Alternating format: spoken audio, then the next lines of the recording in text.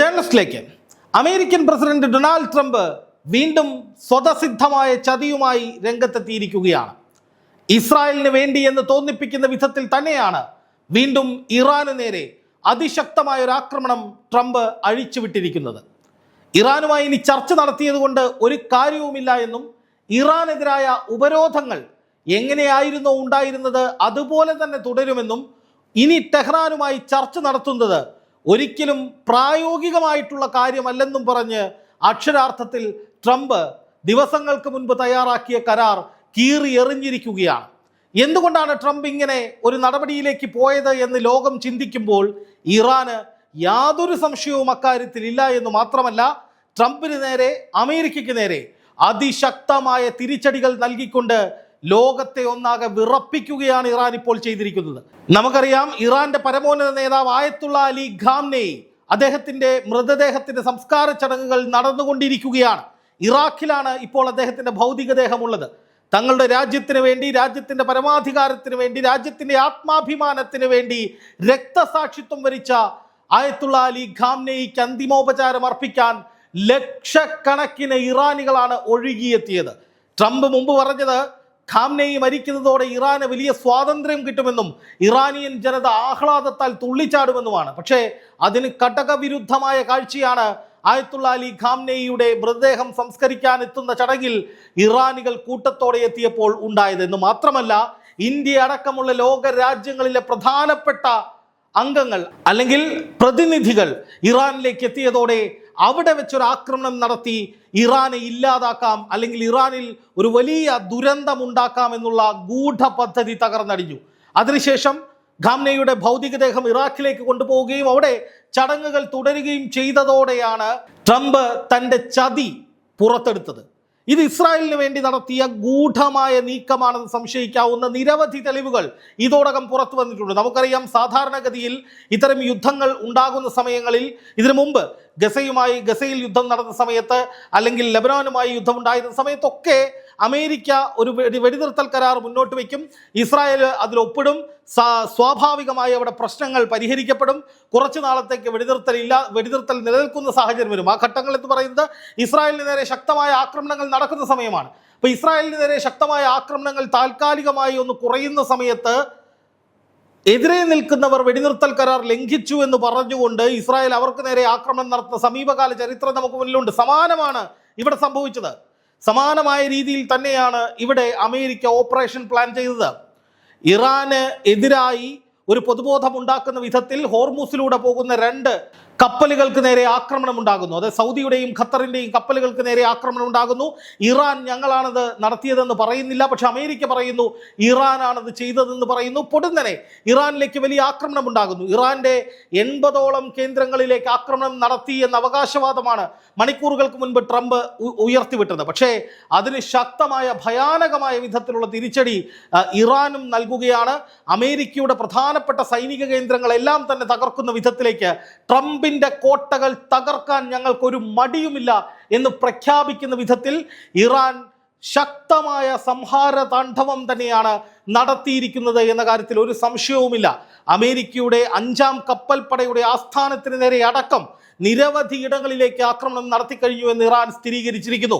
എന്ന് മാത്രമല്ല, ഈ ആക്രമണങ്ങൾ തുടരുമെന്നും പിടിച്ചുപറി എന്ന വാക്കാണ് അമേരിക്കക്കെതിരെ ഇറാൻ ഔദ്യോഗികമായി പറയുന്നത്. അതായത് ഇറാന്റെ പാർലമെന്റ് സ്പീക്കർ പറയുന്നത് പിടിച്ചുപറിയും ആക്രമണവും ഭീഷണിയുമൊന്നും ഇനി വിലപ്പോകില്ല, ഞങ്ങൾ ശക്തമായ രീതിയിൽ തിരിച്ചടിക്കുമെന്ന് ഇറാൻ പറയുമ്പോൾ സ്വാഭാവികമായിട്ടും പശ്ചിമേഷ്യ യുദ്ധക്കളമായി മാറുമെന്ന് മാത്രമല്ല സംശയിക്കേണ്ടത്, നേരെ മറിച്ച് ഇസ്രായേലിനോട് ചേർന്ന് നിന്നുകൊണ്ട് ഇസ്രായേലിന്റെ പദ്ധതികൾക്കനുസരിച്ച് വീണ്ടും ഒരു വെടിനിർത്തൽ കരാർ നിലനിൽക്കെ ഇറാന് നേരെ ശക്തമായ ആക്രമണം നടത്തിയതിൽ ഇറാൻ ശക്തമായി പ്രതികരിക്കുന്നു എന്ന് തന്നെയാണ്. അതായത് യുദ്ധം വീണ്ടും ശക്തമായി തുടരാനുള്ള സാധ്യതകളുണ്ട് എന്ന് മാത്രമല്ല, കാര്യമായ രീതിയിൽ അമേരിക്ക ഇവിടെ ഡബിൾ ഗെയിം കളിച്ചിട്ടുണ്ട് എന്നതും മനസ്സിലാക്കേണ്ടതുണ്ട്. കാരണം ഒരു വശത്ത് അമേരിക്ക സമാധാന ചർച്ചകൾ നടക്കുന്ന സമയത്ത് ലോകത്തെ മുഴുവൻ ഞെട്ടിച്ചുകൊണ്ട് ഇസ്രായേൽ പ്രധാനമന്ത്രിക്ക് നേരെ പോലും കടുത്ത ഭാഷയിൽ വിമർശനം ഉന്നയിക്കുകയാണ്. നിങ്ങൾക്ക് പ്രാന്താണ് എന്നതടക്കമുള്ള രീതിയിൽ നെതന്യാഹുവിനെതിരെ വലിയ വിമർശനങ്ങൾ ട്രംപ് ഉന്നയിച്ചതായി വാർത്തകൾ വരുന്നു.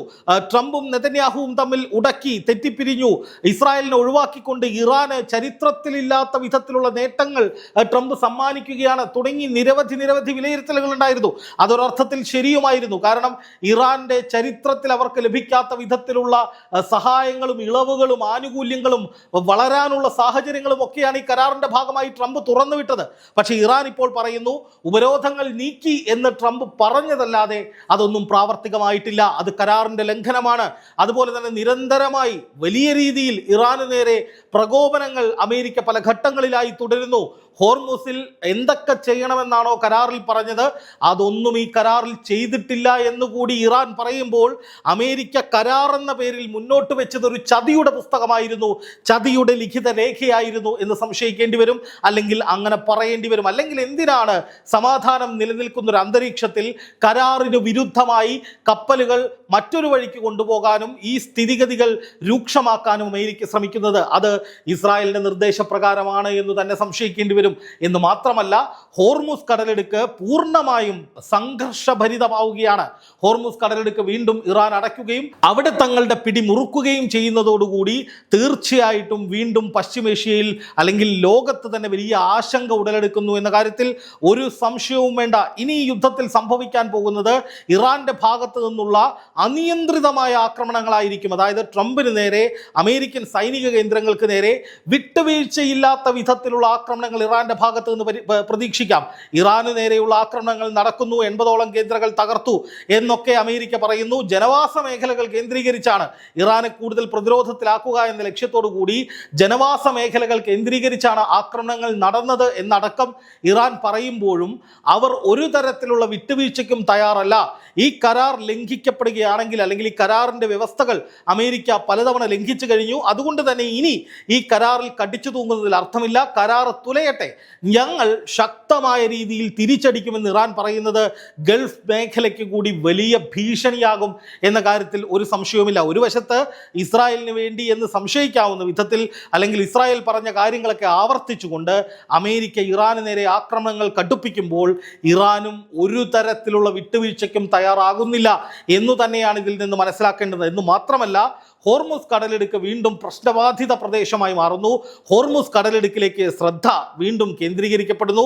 ഹോർമുസ് വീണ്ടും ഇറാന്റെ കൈപ്പിടിയിൽ ഒതുങ്ങുന്നു എന്നുള്ളതാണ് ഏറ്റവും പ്രധാനപ്പെട്ട വസ്തുത. അതിൽ നിന്ന് എങ്ങനെ ഇനി കരകയറും അമേരിക്ക എന്നുള്ളതാണ് ഏറ്റവും വലിയ ചോദ്യം. എന്തായാലും നിലവിലെ സാഹചര്യത്തിൽ അമേരിക്കയെ സംബന്ധിച്ച് വലിയ തിരിച്ചടികൾ, അതായത് ഇറാന് നേരെ 80ഓളം ഇടങ്ങളിൽ ശക്തമായ ആക്രമണം ഒരേ സമയങ്ങളിൽ നടത്തുമ്പോൾ ഇറാൻ തകരും, അല്ലെങ്കിൽ ഇറാൻ തളരും, ഇറാൻ പിന്നോട്ട് പോകും എന്നൊക്കെ കരുതിയിടത്താണ് ഇറാൻ ശക്തമായ ഭാഷയിൽ, രൂക്ഷമായ ഭാഷയിൽ തിരിച്ചടികൾ നൽകിക്കൊണ്ട് നിവർന്നു നിൽക്കുന്നത് എന്നുള്ളതാണ് ഏറ്റവും പ്രധാനപ്പെട്ട കാര്യം. അതിനെ എങ്ങനെ അതിജീവിക്കും അമേരിക്ക എന്നുള്ളതാണ് കണ്ടറിയേണ്ടത്. എന്തായാലും നിലവിലെ സാഹചര്യത്തിൽ ട്രംപിന്റെ കോട്ട കൊത്തളങ്ങളിൽ കടന്നുകയറി ആക്രമണം നടത്തുന്ന ഇറാന്റെ ചിത്രമാണ് ലോകം കാണുന്നത്. അതിനൊരു വിട്ടുവീഴ്ചയും ഉണ്ടാകാനുള്ള സാധ്യതയുമില്ല എന്ന് തന്നെ നമ്മൾ ഈ നിമിഷം പറയേണ്ടതുണ്ട്. ഇനി അങ്ങോട്ട് മുന്നോട്ട് പോകും തോറും ഇന്ന് രാത്രി വളരെ നിർണായകമാണ്. ഇന്ന് രാത്രി ഇറാന്റെ ഭാഗത്ത് നിന്ന് ഏതൊക്കെ തരത്തിലുള്ള ആക്രമണങ്ങൾ ഉണ്ടാകുമെന്ന് കണ്ടു തന്നെ അറിയണം. അമേരിക്കയുടെ പ്രധാനപ്പെട്ട കേന്ദ്രങ്ങൾക്ക് നേരെ ഇനിയും ആക്രമണങ്ങൾ ഉണ്ടായാൽ അമേരിക്കയും വിട്ടുവീഴ്ചയില്ലാത്ത തരത്തിലുള്ള തിരിച്ചടികളിലേക്ക് പോകും. അത് എത്രത്തോളം രൂക്ഷമാക്കും ഈ ആക്രമണത്തെ എന്നുള്ളതാണ്, അല്ലെങ്കിൽ ഈ യുദ്ധ സാഹചര്യത്തെ എന്നുള്ളതാണ് നമ്മൾ കണ്ടറിയേണ്ടത്. എന്തായാലും ഇപ്പോഴത്തെ സാഹചര്യത്തിൽ സമാധാനം എന്നൊന്ന് ഇല്ലാതായിരിക്കുന്നു. അതിരൂക്ഷമായ ആക്രമണത്തിലേക്ക് കാര്യങ്ങൾ നീങ്ങുന്നു. യുദ്ധം പൊട്ടിപ്പുറപ്പെടുന്ന സാഹചര്യത്തിലേക്ക് എത്തും. ഗൾഫ് മേഖലയിൽ വലിയ നാശനഷ്ടങ്ങൾ ഉണ്ടാകും.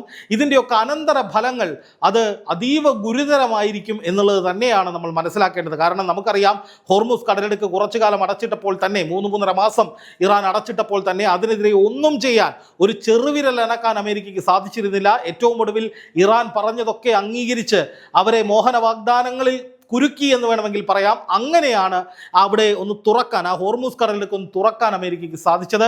വീണ്ടും അതിന് പിന്നാലെ ഇറാന് നേരെ യുദ്ധവുമായി ചെല്ലുമ്പോൾ തീർച്ചയായിട്ടും ഇറാന്റെ പ്രതികരണം നിശിതമായിരിക്കും, രൂക്ഷമായിരിക്കും. അത് അമേരിക്കയ്ക്ക് വലിയ തിരിച്ചടികൾ ഉണ്ടാക്കുമെന്ന കാര്യത്തിൽ ഒരു സംശയവും വേണ്ട.